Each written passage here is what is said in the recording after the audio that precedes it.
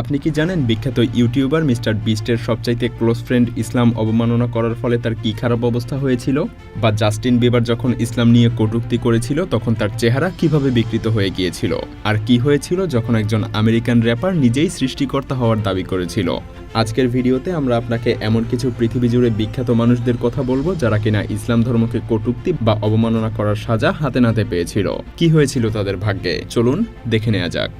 Chris Tyson. আপনি যদি mister বিস্টের video দেখে থাকেন তাহলে এই ব্যক্তিকে অবশ্যই দেখে থাকবেন। এর নাম হলো ক্রিস, যে কিনা মিস্টার বিস্টের বেস্ট ফ্রেন্ড ছিল। মিস্টার বিস্টের প্রায় সব ভিডিওতেই তার এই বেস্ট ফ্রেন্ডের উপস্থিতি দেখা যেত। হঠাৎ করে ক্রিস তার টুইটার অ্যাকাউন্টে একটা ইসলাম বিদ্বেষী পোস্ট দিয়ে বসে। সেখানে সে কোরআনের সাথে ইসলামকেও অবমাননা করে। তার ওই টুইটে এমন কিছু কথা ছিল যেখানে বলা হয় ইসলাম এমন একটা ধর্ম যেখানে মেয়েদেরকে ঘৃণা করা হয়। তার এই পোস্টের পরে পুরো বিশ্বের মুসলিম জনগোষ্ঠী তার বিরুদ্ধে ফুঁসে ওঠে। এমনকি মুসলিম সমাজে তাকে নিয়ে অনেক সমালোচনাও করা হয়। কিন্তু এই ঘটনার কিছু সময় পরেই ক্রিসের সাথে ঘটে যায় কিছু আশ্চর্য ঘটনা। যদিও অনেকে মনে করে ইসলামকে হেয় করার পরিণামেই তার এই হাল। ক্রিস একজন বিবাহিত পুরুষ যার একটা ছোট বাচ্চাও ছিল, যার নাম টাকার। তো ক্রিস প্রথমে তার স্ত্রীকে তালাক দিয়ে দেয়। এরপর সে তার বাড়িটা বিক্রি করে দেয়। এরপর তাকে যতবার মিস্টার বিস্টের ভিডিওতে দেখা গিয়েছে ততবারই তিনি মেয়েদের মতো আচরণ করতেন। এমনকি সে এক পর্যায়ে গিয়ে তার চুলও বড় করে ফেলে। এভাবে আরও কিছু সময় যাওয়ার পরে ক্রিস তার হরমোন রিপ্লেসমেন্ট সার্জারিও করিয়ে ফেলে, যার ফলে সে ছেলে থেকে একটা মেয়েতে রূপান্তরিত হয়ে যায়। শোনা যায় মেয়েতে রূপান্তরিত হওয়ার পর ক্রিসের বিশাল ফ্যানবেজের কাছে সে এখন কেবলই ঘৃণার একজন পাত্র।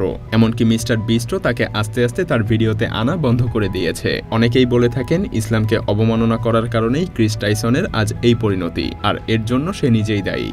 Justin Bieber. জাস্টিন বিবার কানাডার সবচাইতে বিখ্যাত কয়েকজন গায়কদের মধ্যে একজন।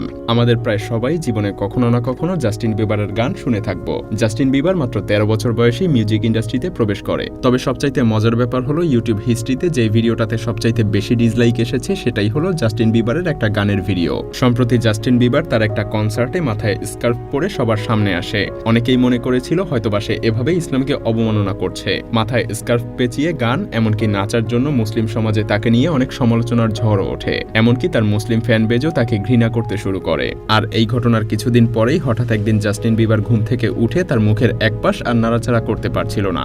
সে না হাসতে পারছিল না সে চোখের পাপড়ি নাড়াতে পারছিল। মূলত একটা ভাইরাস তার ফেসিয়াল নার্ভের উপরে অ্যাটাক করে, যে কারণে তার মুখের একটা পাশ পুরোপুরি প্যারালাইজড হয়ে যায়। আর এই সময় তার বয়স ছিল মাত্র 28। অনেকেই মনে করে থাকেন ইসলামকে নিয়ে মজা করার জন্যই তার এই সাজা হয়েছে। এমওসি। এই ভিডিওতে যাকে দেখতে পাচ্ছেন তার নাম এমওসি। তিনি ছোটবেলা থেকেই ইউটিউবে ভিডিও বানাতেন। এই ইউটিউবারের জন্মস্থান সিঙ্গাপুর। কিন্তু সময়ের সাথে সাথে এমওসি ফেম পাওয়ার জন্য অদ্ভুত কর্মকাণ্ড করা শুরু করে, যার মধ্যে ইসলাম বিদ্বেষী আচরণ সবচাইতে বেশি উল্লেখযোগ্য। 2015 সালে সে তার ইউটিউব চ্যানেলে একটা ভিডিও আপলোড করে যেখানে সে কোরআন হাতে তুলে নিয়ে অনেক বাজেভাবে মন্তব্য করতে থাকে এবং কোরআনকে ভুল প্রমাণ করার চেষ্টা করতে থাকে। এই ভিডিওতে সে তার নিজের ইসলাম বিদ্বেষী আচরণকে পরিপূর্ণভাবে প্রকাশ করে। ভিডিও বানানোর আগে এমওসি ইউটিউব চ্যানেল অনেক গ্রো করছিল, এমনকি তার 50,000 সাবস্ক্রাইবারও ছিল। কিন্তু এই ভিডিও বানানোর পরেই তার ক্যারিয়ারে ধস নামে। এমনকি সিঙ্গাপুর পুলিশ তাকে লিগ্যাল নোটিশও পাঠায়। এই ভিডিওর জন্য তাকে অ্যারেস্ট করে নেওয়া হয়। তার বিরুদ্ধে 6টা চার্জশিটও জারি করা হয়। যখন তিনি ভিডিও বানাচ্ছিলেন তখন তিনি বেশ কনফিডেন্সের সাথে ইসলাম বিদ্বেষী কথাবার্তা বলছিলেন। কিন্তু যখন তাকে অ্যারেস্ট করে নেওয়া হয় তখন সে মিডিয়ার সামনে একদম চুপসে যায়। আদালতে তার সাজা হিসেবে জেল হয় এবং সে যখন জেল থেকে বের হয় তখন সে প্রায় সর্বহারা। ইউটিউব গাইডলাইনের জন্য তার চ্যানেলও টার্মিনেট করে দেয়া হয়। এমনকি ফেসবুক, টুইটারও তাকে ব্যান করে দেয়। রাসমাস পালুদান। এই ব্যক্তির বাসা ডেনমার্কে। পেশায় যদিও রাজনীতিবিদ, কিন্তু রাজনীতিতে খুব একটা সুবিধা করতে না পারায় সে অন্য পথ বেছে নেয়, আর সেটা হলো মুসলমানদের সাথে শত্রুতা। ইসলামের প্রতি নিজের ঘৃণা আর মুসলমানদেরকে নিজের বিরুদ্ধে খেপিয়ে দিতে সে কোরআন পোড়ানো শুরু করে। তার চাওয়া ছিল ডেনমার্ক আর সুইডেন থেকে যেন ইসলাম একেবারে শেষ হয়ে যায়। 14 এপ্রিল 2022 সালে সুইডেনে সে প্রকাশ্যে কোরআন পোড়ায়। এটা দেখে সুইডেনে থাকা মুসলমানরা আন্দোলনে নেমে পড়ে। তারা রাস্তায় রাস্তায় মিছিল করতে শুরু করে। পুরো সুইডেন যেন যুদ্ধক্ষেত্রে পরিণত হয়। সবশেষে পুলিশ আর কোনো উপায় না দেখে রাসমাসকে রেসিস্ট হওয়ার জন্য গ্রেফতার করে। সুইডেনের অন্যান্য লোকেরাও তাকে অপছন্দ করতে শুরু করে। তাকে সুইডেন থেকে বের করে দেয়া হয়। সে ফ্রান্সে চলে যায়, কিন্তু ফ্রান্স থেকেও তাকে বের করে দেয়া হয় সে আবারও দাঙ্গা বাঁধাবে এই ভয়ে। তবে সে এখনও ইসলামের বিরুদ্ধে বলার জন্য মাঝে মধ্যেই পাবলিক প্লেসে দাঁড়িয়ে যায়, কিন্তু সে তার ইসলাম বিদ্বেষী কথাগুলো শোনানোর জন্য এখন আর খুব একটা শ্রোতা খুঁজে পায় না। Triple X স্ট্যান্ডসেন।